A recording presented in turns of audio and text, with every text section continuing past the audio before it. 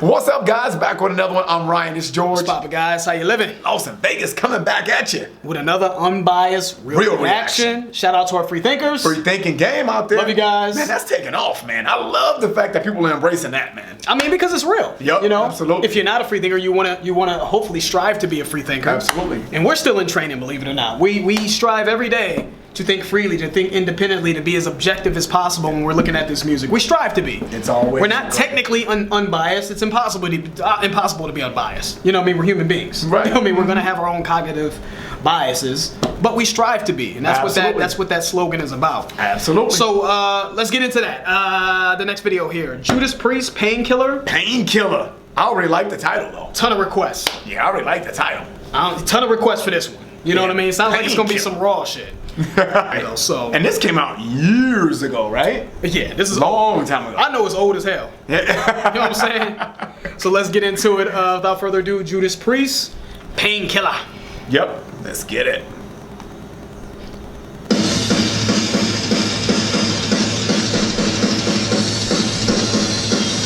That's all you right there. You love the drums.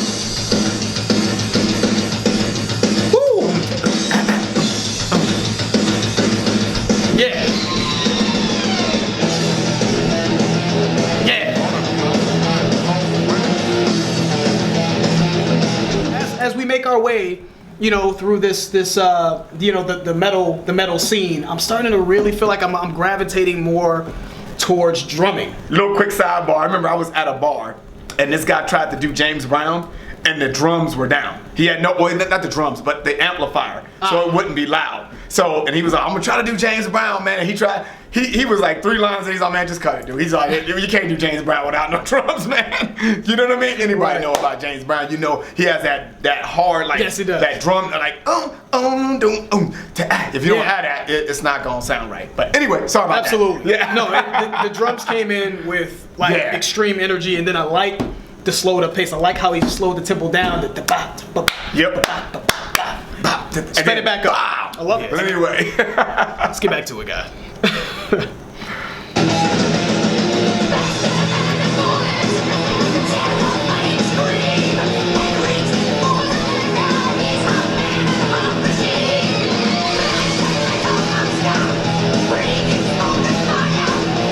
All right, metal fans. First of all, this is what's that witch in The Wizard of Oz? I don't know. The Wicked Witch of the West or some shit? Yo, he sounds like a real fucking like screechy a little bit. He sounds like the Wicked Witch of the West, but in a dope way though.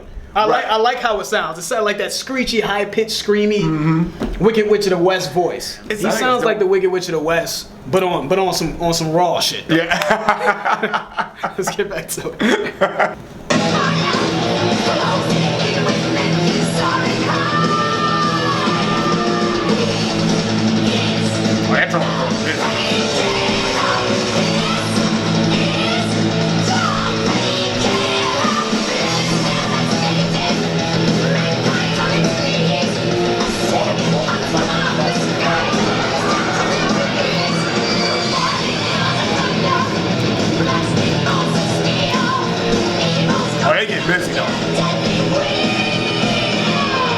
It's like you can hear the thunder in that as well. Yeah. I like how they incorporated the thunder element in there as well. Yeah, they getting busy. Sets a nice little tone. Dope.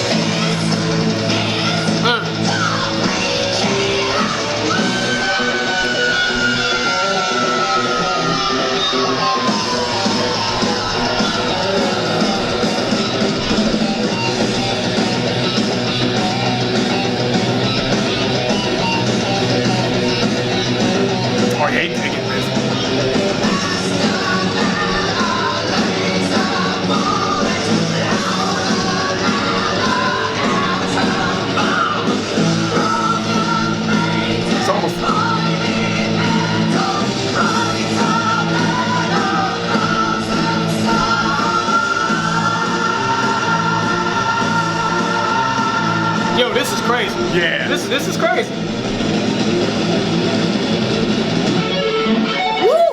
Wow.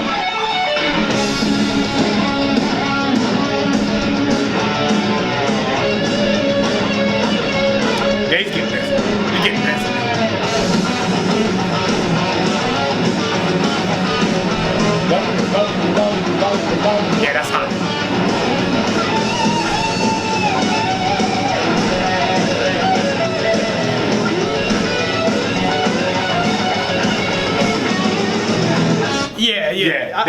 stop it. I had to stop it. They're going nuts. Shredding. They're going nuts right now. You know, they're going nuts. You know what it is, man.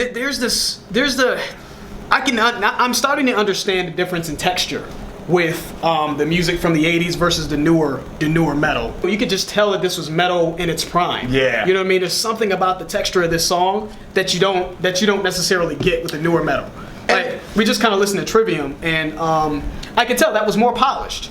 But it was almost like, and I use analogies because it helps me understand things, but it's just the rough ruggedness of the 90s. Yeah. You know, you can't ever get that back because it was a different time. Yeah. Different things were going on. Society was different. So there was a ruggedness of the 90s in rap that, you know, I think the newer generation is missing now. You know, the competitive nature of the genre is gone. And this is just so rugged, so authentic. Right. Yeah. I'm starting to understand now how the whole Nickelback, the Calling, and all these. As amazing as that sounds to us, right. I see what you guys are saying. A lot of the newer stuff does tend to take on like the same type of sound. It does. Yeah. This is completely different to me from Megadeth. And Megadeth is it was completely different from Slayer. Slayer is completely different from Metallica. I can really. Yep. I'm starting to see the variation in their sound. Yep. You know. Exactly. So, cool. Which is super dope, man. Yeah. You know what I mean? And I love the way you made that reference to hip hop now. You know what I mean? Because it's similar. Wu-Tang was nothing like Pac. Pac was nothing like Nas. Biggie was nothing like Ice Cube. These guys were all different in their own unique way, but they were all really rough. Same thing with metal. It's just Megadeth, Metallica. All these guys are different, but they, you know what I mean. But they also offer such a unique rawness. It's kind of like Lost in Vegas, right? You know, Lost in Vegas. You know, they're just different, man. You know.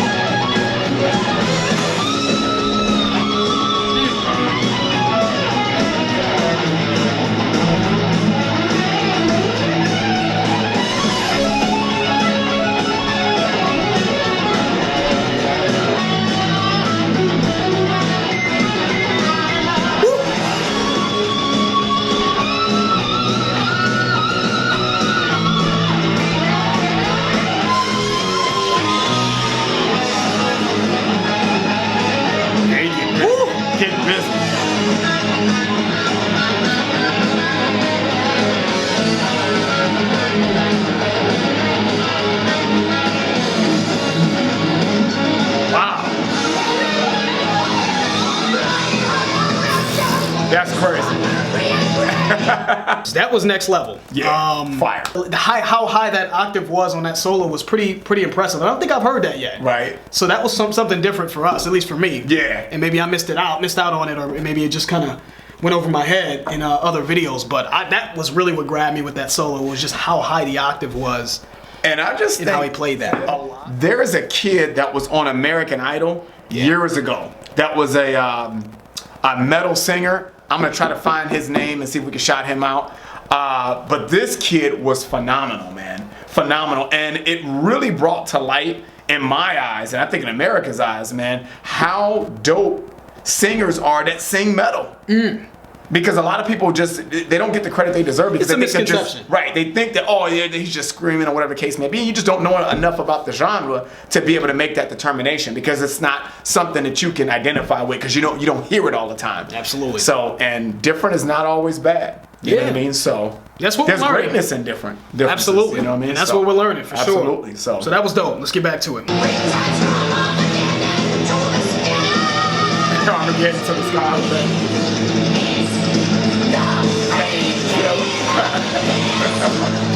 I like that. It's almost.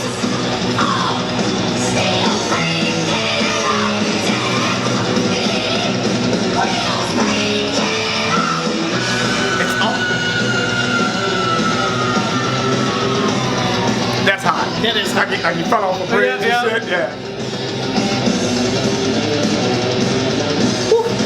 Killing. Wow. Woo. God damn. That is hot. That's hot.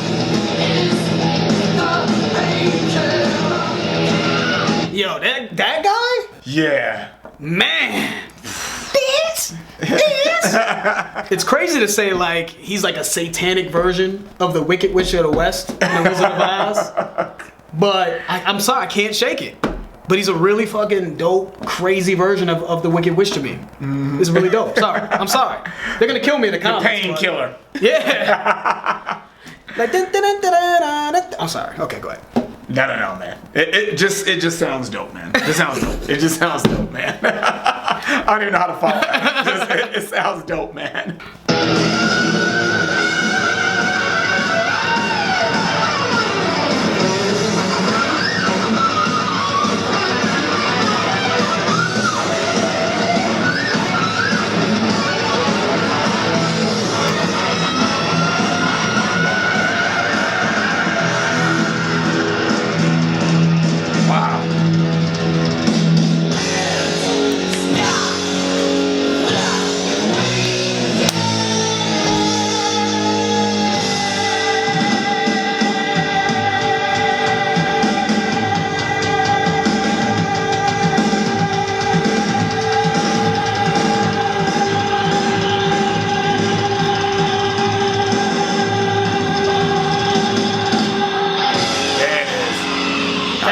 Epic.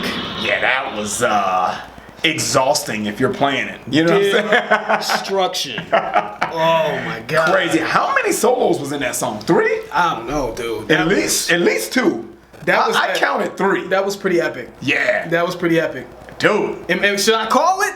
Is that number 2? Right below Megadeth? I don't know. That was pretty epic, man. It was hot. It was super hot. I'm sorry. Listen, so far, that's number 2 behind Megadeth. I'm sorry. You know what I'm saying?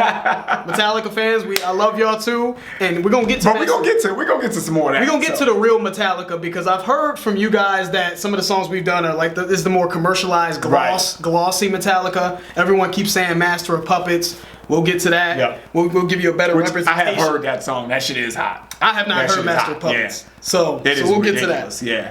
But guys, that's it. That was excellent. Yes. Epic. Dope.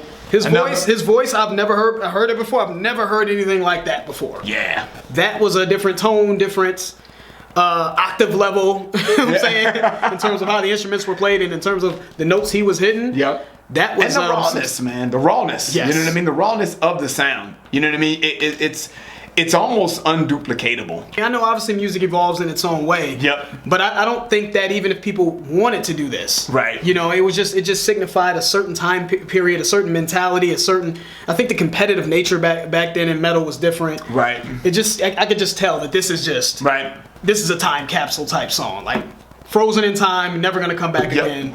So we gotta appreciate it, you know? Absolutely. So that's it, guys. That's the end of the video. If you liked it, please hit the like button. If you haven't subscribed, please subscribe. This is Lost in Vegas, George Ryan. We out.